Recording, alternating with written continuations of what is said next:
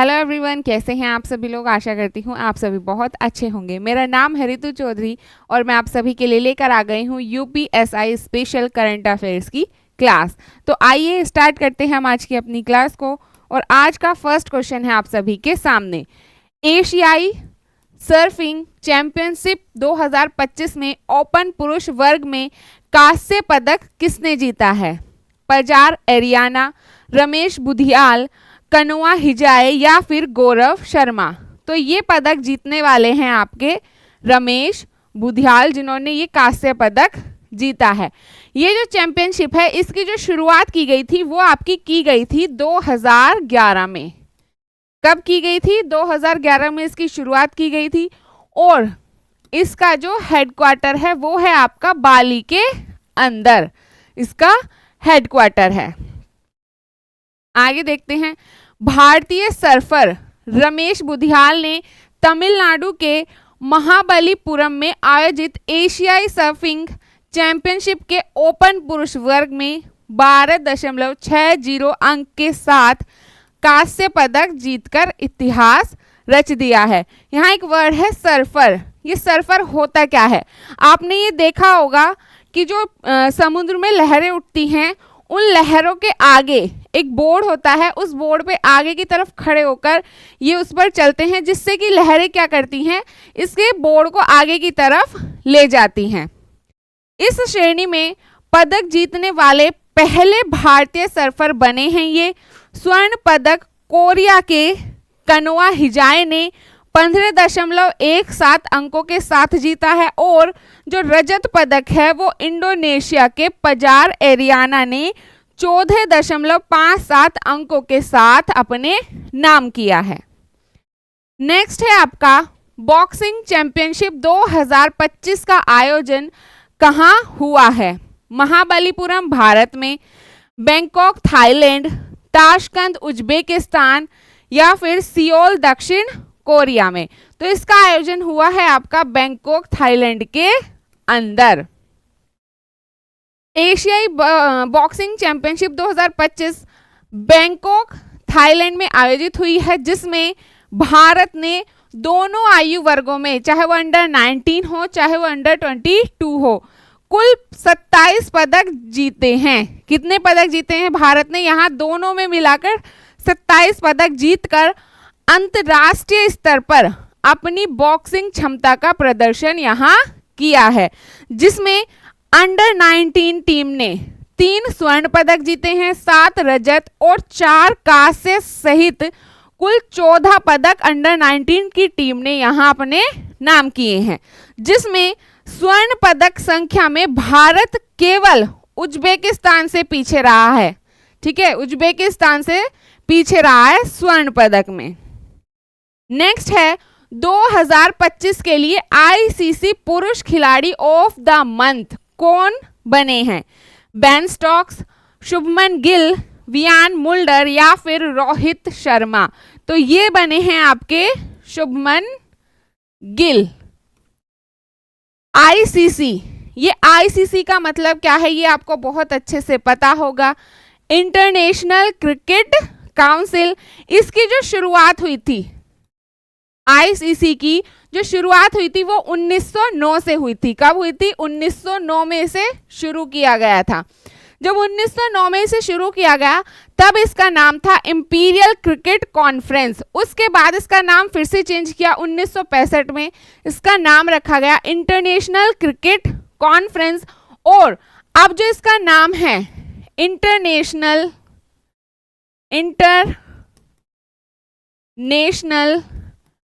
Cricket council,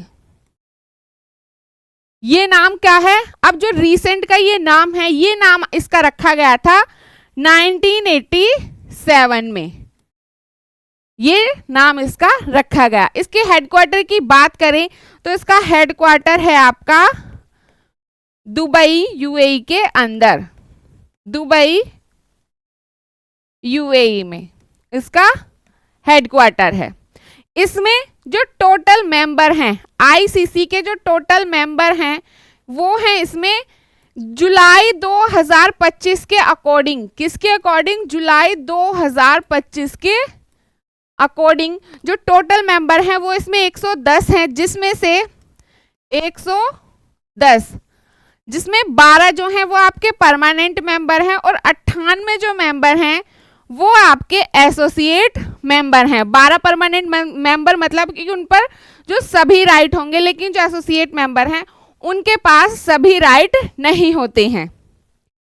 next है अंतर्राष्ट्रीय cricket परिषद या इंटरनेशनल क्रिकेट काउंसिल ने जुलाई 2025 के लिए भारत के शुभमन गिल का पुरुष और इंग्लैंड की सोफिया डंकले को महिला खिलाड़ी ऑफ द मंथ चुना है। शुभमन गिल ने इंग्लैंड के खिलाफ एंडरसन तेंदुलकर ट्रॉफी में भारत के कप्तान के रूप में अपनी पहली टेस्ट सीरीज खेली, जो 2-2 की बराबरी पर समाप्त हुई है। यानी कि 2 ही टेस्ट मैच इंग्लैंड ने जीते और 2 ही यहाँ भारत ने, और 1 इसमें ड्रॉ रहा।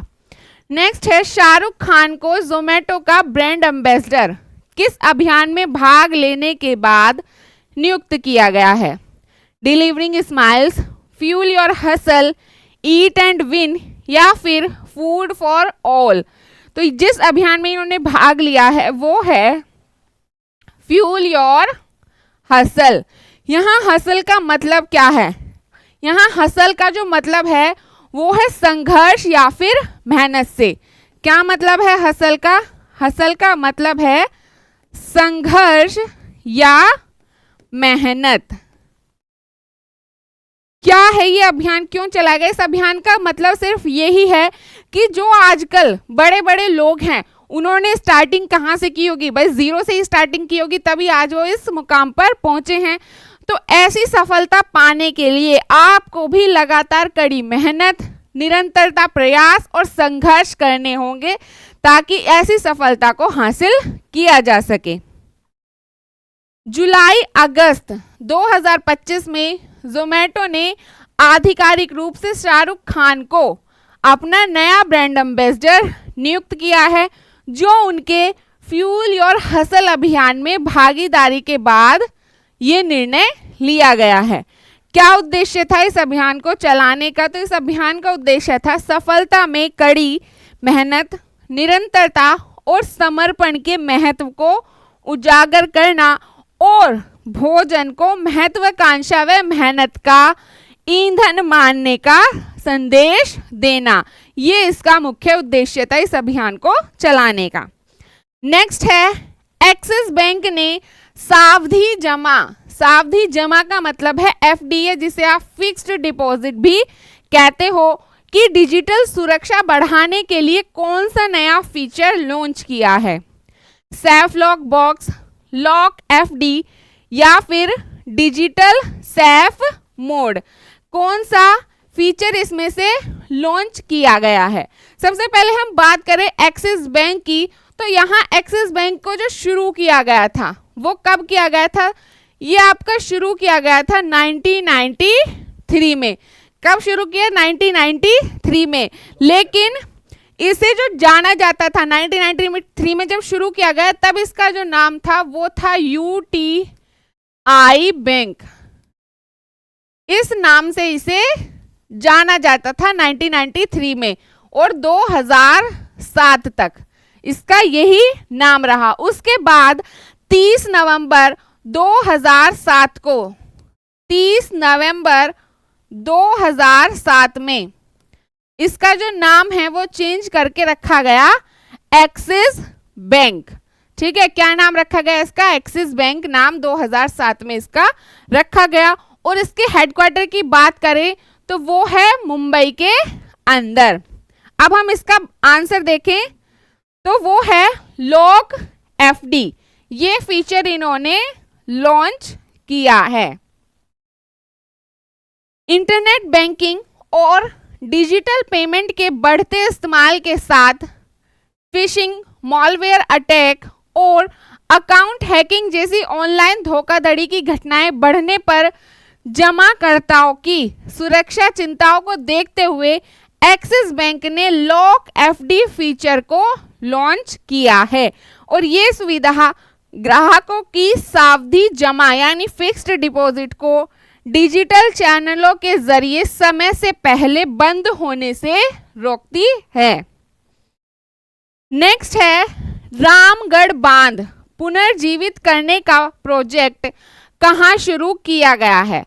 मानसागर बांध जयपुर, रामगढ़ बांध जयपुर, घोषंडा बांध चित्तौड़गढ़ या फिर बाणगंगा नदी भरतपुर। कहाँ शुरू किया गया है ये प्रोजेक्ट? तो ये शुरू किया गया है आपका रामगढ़ बांध जयपुर में।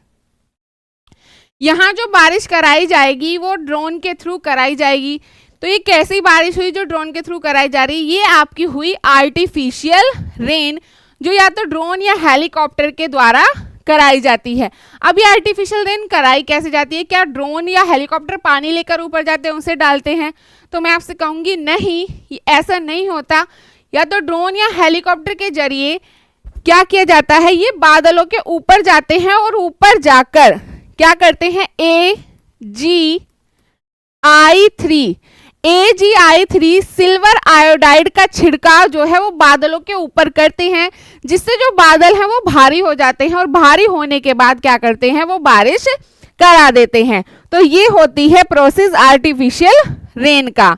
जयपुर में पेयजल आपूर्ति सुधार, सतही जल स्रोत पुनरुद्धार और स्थानीय पर्यावरण व जैव विविधता संरक्षण के उद्देश्य से रामगढ़ बांध को पुनर्जीवित करने की योजना बनाई गई है, जो 20 वर्षों से सूखा पड़ा है। कितने सालों से सूखा पड़ा है? 20 सालों से ये सूखा है और 1981 के बाद से पूरी क्षमता से नहीं भरा है। ये पहले मानसागर बांध पर विचार किया गया था, यानी कि जो पहले बात की गई वो मानसागर बांध के लिए की गई थी, लेकिन उसके छोटे आकार और आबादी के निकट होने के कारण रामगढ़ बांध को चुना गया, जो बड़ा सूखा और ऐतिहासिक दृष्टि से भी एक महत्वपूर्ण बांध है, इसलिए इसे चुना गया।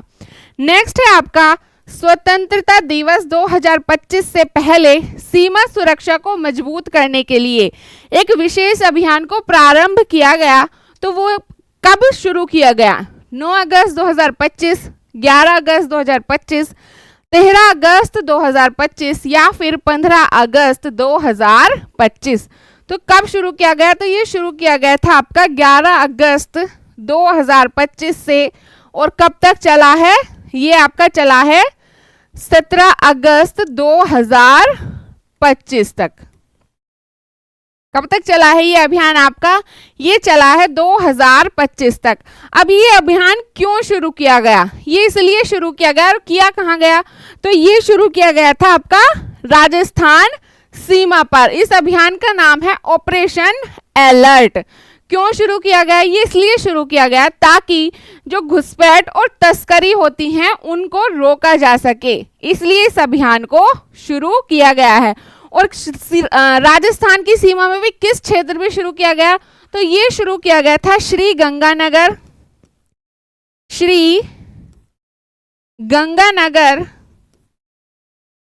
और बीकानेर।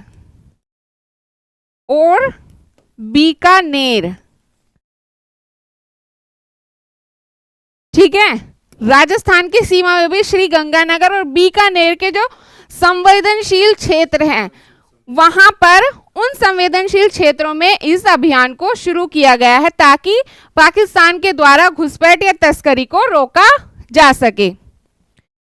स्वतंत्रता दिवस 2025 के पहले सीमा सुरक्षा को मजबूत करने के लिए 11 अगस्त से 17 अगस्त तक विशेष अभियान चलाया गया, जिसमें भारत पाकिस्तान सीमा के संवेदनशील इलाकों में पैदल और वाहन गश्त को तेज किया गया तथा मानक संचालन प्रक्रियाओं SOP का पूर्व अभ्यास और समीक्षा भी इसकी की गई। इस दौरान संभावित खतरों और घुसपैठ की कोशिशों का मुकाबला करने के लिए ऑपरेशनल ड्रिल, आपातकालीन प्रोटोकॉल में सुधार और उन्नत तकनीकी निगरानी उपकरणों का भी उपयोग इसमें किया गया। नेक्स्ट है आपका फाइनल मैच का प्लेयर ऑफ द मैच कौन रही जब झारखंड ने उड़ीसा को 1-0 से हराकर स्वर्ण पदक को अपने नाम किया है। शिवानी केरकेटा, जिनसोई मुंडा, खिल्ली कुमारी या फिर लालू लुई, कौन रही इनमें से? तो ये है आपकी जिनसोई मुंडा। और झारखंड ने ये खिताब इस बार 5वीं बार अपने नाम किया है। कितनी बार जीता है? लगातार 5वीं बार ये अपने नाम किया है। 15वीं हॉकी इंडिया सब जूनियर महिला राष्ट्रीय हॉकी चैंपियनशिप का फाइनल मरांग गोम के जयपाल सिंह मुंडा अंतर्राष्ट्रीय हॉकी स्टेडियम में आयोजित किया गया, जिसमें कुल 28 टीमों ने भाग लिया और झारखंड ने उड़ीसा को 1-0 से हराकर स्वर्ण पदक को अपने नाम किया है। यह राज्य की महिला हॉकी में लगातार 5वीं जीत है। कौन सी जीत है? लगातार 5वीं जीत है और उनकी निरंतर श्रेष्ठता को भी ये दर्शाती है। तो ये थे हमारी क्लास के कुछ इंपॉर्टेंट क्वेश्चंस। आपको क्लास कैसी लगी ये आप ज़रूर बताएं। साथ ही साथ ये क्लास अपने व्हाट्सएप ग्रुप, अपने दोस्तों के साथ, अपने सोशल मीडिया पर जरूर शेयर करें। अगर आप हमारे चैनल पर नए हैं और अभी तक चैनल को सब्सक्राइब नहीं किया है तो जल्दी से चैनल सब्सक्राइब कर लें। साथ ही साथ बेल आइकन भी आप प्रेस कर लें, क्योंकि करंट अफेयर के साथ साथ आपको यूपीएसआई के सभी सब्जेक्ट की क्लासेस हमारे इसी चैनल पर मिलने वाली हैं, वो भी बिल्कुल फ्री ऑफ कॉस्ट। तो ऐसी ही अच्छी क्लासेस के लिए हमारे साथ जुड़े रहें। आज के लिए इतना ही, धन्यवाद।